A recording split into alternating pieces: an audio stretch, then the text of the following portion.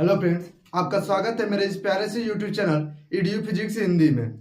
आज हम कक्षा 10 विज्ञान के जो रासायनिक अपक्रिया के प्रकार को पढ़ रहे थे उसे आगे करने वाले हैं। इससे पहले वीडियो में हमने रासायनिक अपक्रिया के प्रकार में संयोजन अपक्रिया, वियोजन यानी कि अपघटन अपक्रिया के बारे में बात किया था। आज हम विस्थापन या प्रतिस्थापन, जिसे विस्थापन और प्रतिस्थापन दोनों नाम से जानते हैं, ये बहुत ही इंपॉर्टेंट टॉपिक है, इसके बारे में बात करने वाले हैं। और एक और प्रकार ऊष्माक्षेपी या ऊष्माशोषी अपक्रिया के बारे में बात करने वाले हैं। ठीक है, तो चलिए बात करते हैं विस्थापन अपक्रिया यानी कि प्रतिस्थापन अपक्रिया होती क्या है।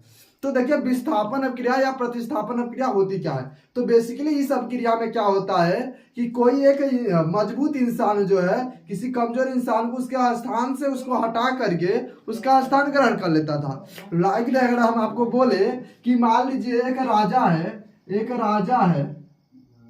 राजा ए, ठीक ना, ये अपने राजगद्दी पर बैठा था। ये अपने गद्दी पर बैठा था और दूसरे राजा आए और इससे क्या किए, फाइट किए। राजा जो बी है वो इनसे फाइट किए। अब फाइट करने के बाद राजा ए को क्या है किए, हरा दिए। और राजा ए को हरा करके उनके स्थान पर ये बैठ गए। तो यहाँ पर राजा ए जो जिस गद्दी में बैठे थे वहां पर कौन से राजा आ गए, राजा बी आ गए। लेकिन राजा ए क्या हो गए, राजा ए जो होते हैं आउट हो जाते हैं। राजा ए जो थे, राजा ए वह बाहर हो जाते हैं, राजगद्दी से दूर हो जाते हैं। यानी यहां से क्या किया, राजा बी जो है राजा ए को क्या कर दिया, विस्थापित कर दिया, यानी कि प्रतिस्थापित कर दिया। तो आई होप कि समझ में आ गया होगा कि विस्थापन यानी प्रतिस्थापन अपक्रिया का मूल सार क्या है। चलिए इसे हम एक परिभाषा के माध्यम से और एक उदाहरण लेकर के समझ लेते हैं।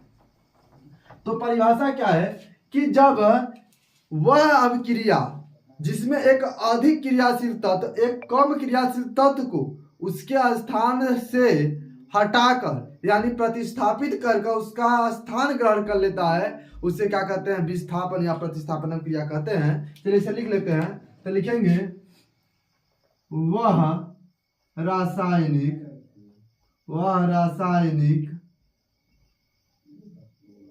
अभिक्रिया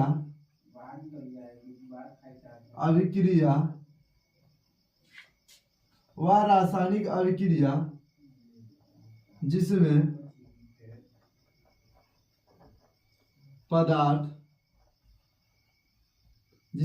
अधिक क्रियाशील पदार्थ, जिसमें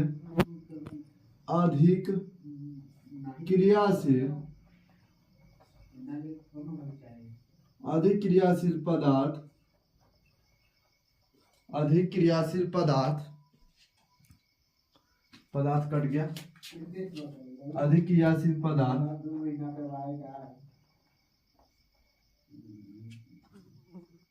कम क्रियाशील पदार्थ को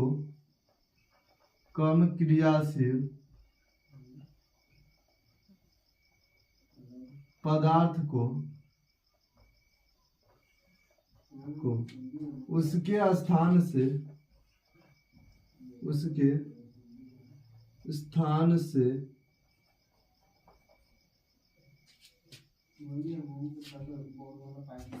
विस्थापित करके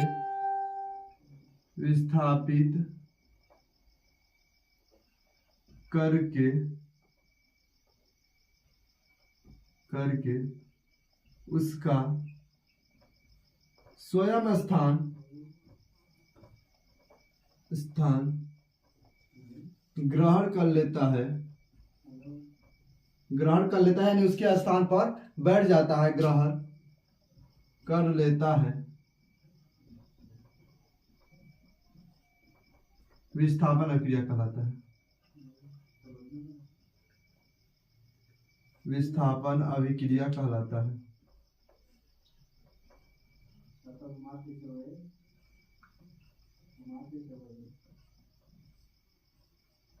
यानी कि क्या होता है विस्थापन अपक्रिया, तो वह अपक्रिया जिसमें एक अधिक क्रियाशील तत्व जो है एक कम क्रियाशील तत्व को उसके स्थान से उसको हटा दिया और उसका खुद का स्थान क्या कर लेता है, ग्रहण कर लेता है। यानी कि अगर आपकी क्लास में कोई एक हिष्ट पुष्ट बुलंद लड़का है तो आएगा, तो जो छोटे लड़के होंगे जो आपकी क्लास के छोटे लोग होते हैं वो अगर कहीं बैठे होंगे तो उसे उसके स्थान से हटा करके उसके स्थान पर बैठ जाता है। तो जो हटाता है उसे क्या कहते हैं, प्रतिस्थापन कहते हैं। जैसे अगर हम उदाहरण लें तो हमारे पास एक धातु है आयरन, एक धातु है आयरन जो है अधिक क्रियाशील तत्व, और एक धातु है कापर।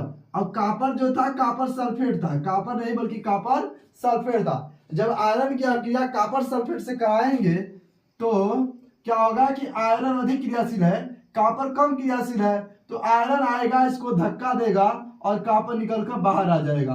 तो क्या बन जाएगा Fe, क्योंकि कापर को हटा दिया Fe, तो Fe यहाँ आ जाएगा फिर SO4 यानी फेरिस सल्फेट, और कापर बेचारा फिर बाहर आ जाएगा। तो ये हो गया प्रतिस्थापन अभिक्रिया। आई होप की समझ में आ गया होगा यहाँ तक। अब बात करते हैं प्रतिस्थापन अभिक्रिया के प्रकार की। तो बेसिकली प्रतिस्थापन अभिक्रिया जो होता है, प्रतिस्थापन अभिक्रिया दो प्रकार का होता है। पहला है एकल प्रतिस्थापन, एकल प्रतिस्थापन, और दूसरा है उभय प्रतिस्थापन। एकल प्रतिस्थापन तथा उभय प्रतिस्थापन,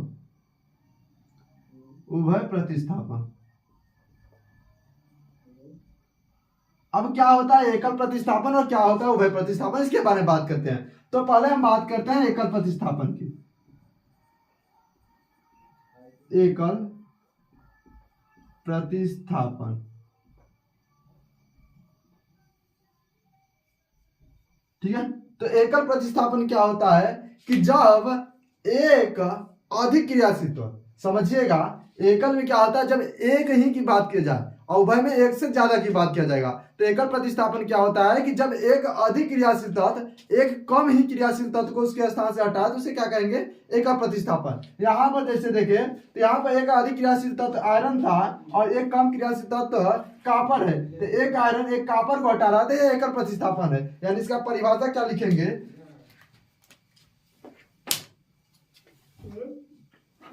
इसका परिभाषा होगा वह रासायनिक अभिक्रिया, वह रासायनिक अभिक्रिया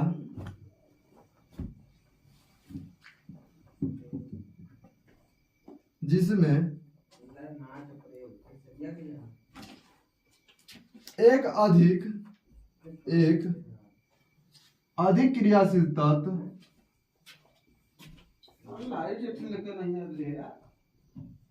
क्रियाशील तत्व एक कम क्रियाशील तत्व को, कम क्रियाशील तत्व को उसके स्थान से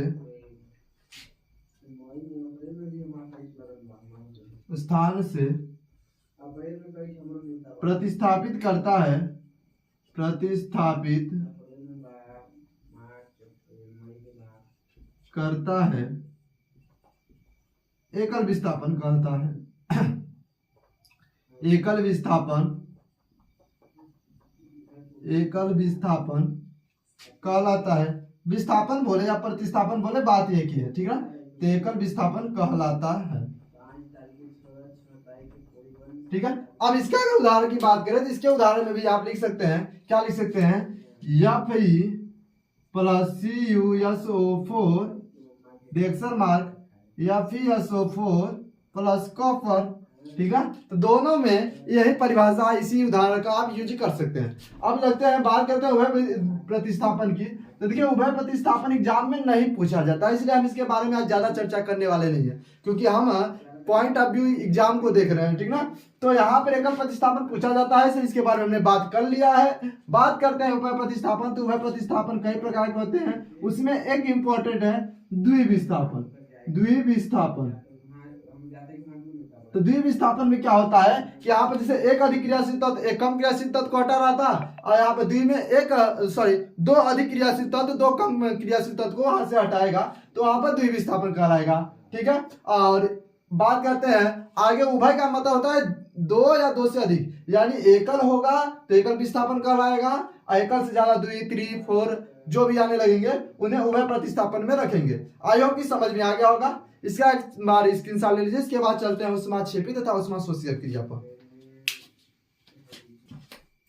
ठीक है। अब बात करते हैं हम उष्मा शोषी तथा उष्मा क्षेपी अपक्रिया के बारे में। तो पहले हम बात करेंगे उष्मा शोषी अपक्रिया के बारे में। शोषी का मतलब क्या होता है? अवशोषण करना, और उष्मा का मतलब क्या होता है? टेम्परेचर, तापमान। यानी यहाँ पर उष्मा का मतलब क्या हुआ? उष्मा का मतलब हुआ ताप, उष्मा, ताप, उष्मा या ताप, ठीक है। और शोषी का मतलब हुआ अवशोषण करना, अवशोषण करना, अवशोषण। यानी उष्मा शोषी अपक्रिया में क्या होगा? उष्मा का अवशोषण होगा। यानी वह अपक्रिया जिसके कंप्लीट करने के लिए, जिसे स्टार्ट करने के लिए हमें क्या करना पड़े? उष्मा देना पड़े, उसे क्या कहेंगे? उष्मा शोषी अपक्रिया। तो जैसे में बात करें कि अगर हम परिभाषा लिखे तो क्या लिखेंगे? वह अभिक्रिया, वह अभिक्रिया जिसमें,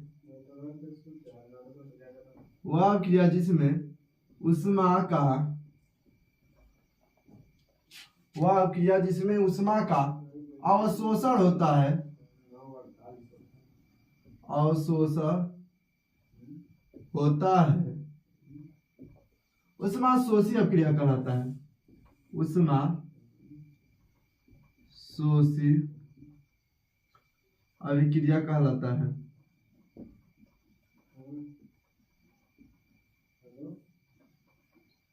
कहलाता है।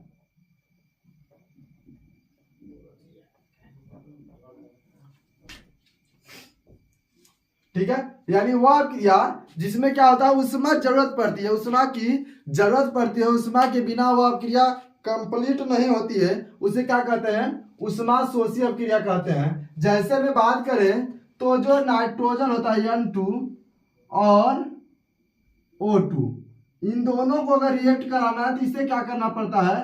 45 कैलोरी ऊर्जा देनी पड़ती है, 45 किलो कैलोरी। हिंदी में लिख लेते हैं 45 किलो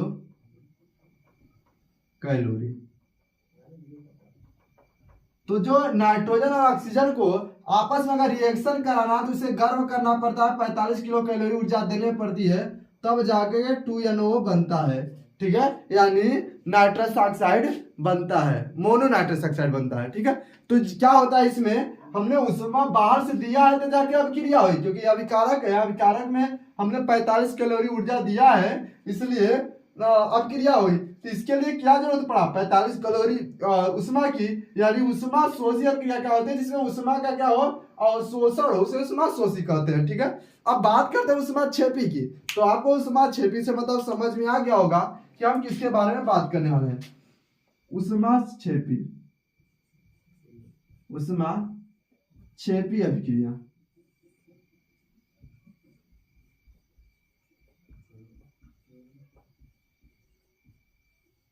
अब उष्मा क्षेपी अपक्रिया क्या होती है? तो ध्यान से देखिएगा कि इसमें जैसे उष्मा का अवशोषण हो रहा था, इसमें उष्मा क्या होगी? बाहर निकलेंगी। इसमें जब उष्मा बाहर निकलेंगी ना, उसे क्या कहेंगे? उष्मा क्षेपी अपक्रिया करेंगे। यानी उष्मा, उष्मा का क्या हो रहा है? निकल रही है। तो वह अपक्रिया क्या लिखेंगे परिभाषा? वह अभिक्रिया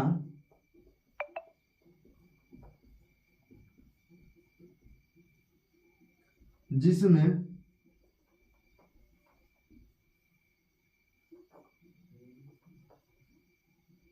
उष्मा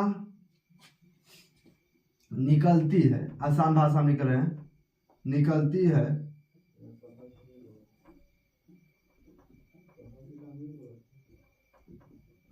वह क्या जिसमें उष्मा का निरूपण होता है, वह अपक्रिया जिसमें उष्मा निकलती है, उष्मा क्षेपी अपक्रिया कहलाती है। उष्मा क्षेपी अभिक्रिया कहलाती है। अभिक्रिया कहलाती है। ठीक है। यानी वहां पर देखिए उष्मा का अवशोषण होता है, उसके लिए उष्मा की जरूरत पड़ रही थी। यहाँ पर उष्मा क्या हो रहा है? निकल रहा है, बाहर निकल रहा है, जिसे क्या कहेंगे? उष्मा क्षेपी अपक्रिया कहेंगे। अगर एग्जाम्पल लिया जाए तो इसके लिए एग्जाम्पल होगा कार्बन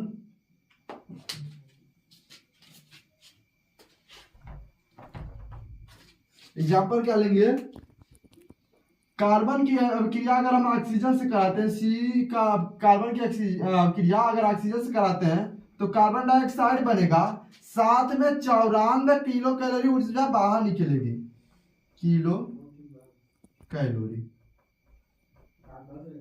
तो जब हम कार्बन की ऑक्सीजन से कराते हैं तो क्या होता है कि कार्बन डाइऑक्साइड तो बनता ही है, साथ में 94 किलो कैलोरी, यानी बहुत ज्यादा गर्म होगा, बहुत ज्यादा एनर्जी बाहर निकलेगी। इसे क्या कहेंगे, ऊष्माक्षेपीय अपक्रिया कहेंगे। आई होप कि आपको समझ में आ गया होगा। अगर वीडियो अच्छा लगा हो तो वीडियो को लाइक करके चैनल को सब्सक्राइब कर दीजिएगा और अपने दोस्तों तक शेयर कर दीजिएगा। ठीक है।